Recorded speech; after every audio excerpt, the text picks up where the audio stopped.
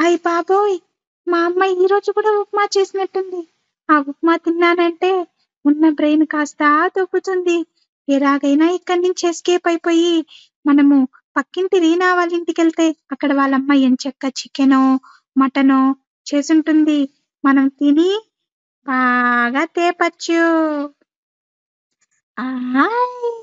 మా అమ్మ ఈరోజు చికెను, మటను చేసుంటుంది. అందుకే ఇల్లంతా వాసనతో నిండిపోయుంది. ఈ విషయం పక్కింటి రాజుకి తెలియకుండా చూసుకోవాలి. ఆ ఎదవ ఎప్పుడు చూసినా మా ఇంటి పైనే కన్ను. వచ్చాడంటే మాకు కూడా మిగల్చకుండా మొత్తం తినేస్తాడు.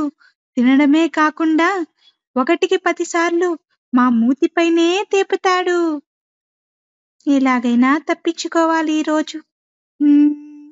ఏం చేయాలప్పా? వాడొచ్చి అడిగాడంటే, అయ్యో! అది నిన్నటి పాచిపోయిన చికెనో, మటనో మా అమ్మ ఉడుకు చేసింది. దానివల్ల వచ్చే స్మెల్లు అది తిన్నా అంటే మోషన్స్ పట్టుకుంటుంది అని చెప్పాలి. అప్పుడు వాడు రాజుగాడు అస్సలు గాదు గదా! దాని దగ్గరికి కూడా రాడు. మంచి ఐడియా వచ్చింది. ఈ మధ్య నా బ్రెయిన్ కొంచెం చురుగ్గానే పనిచేస్తుందబ్బా! నా మీద నాకే ఎంతో గర్వంగా ఉంది. రీనా! రీనా! ఎక్కడున్నావు నువ్వు? ఇలా త్వరగా రా. ఈరోజు మా అమ్మ ఇంట్లో ఉప్మా చేసింది రీనా. మీ ఇంట్లో చాలా మంచి వాసనొస్తుంది. అయితే ఖచ్చితంగా మీ అమ్మ చికెనో, మటనో చేసింది కదా!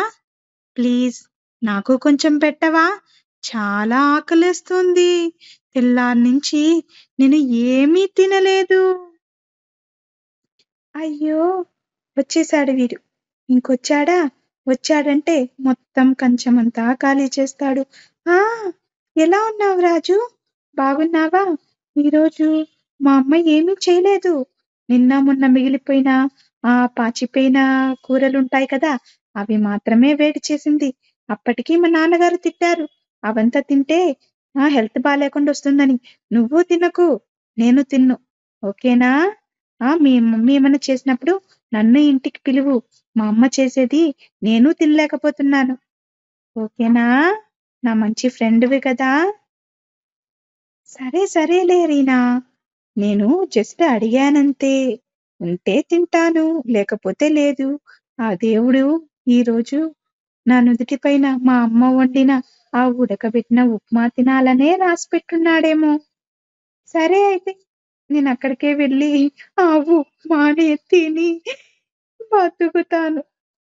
ఓకే. బాయ్ రీనా.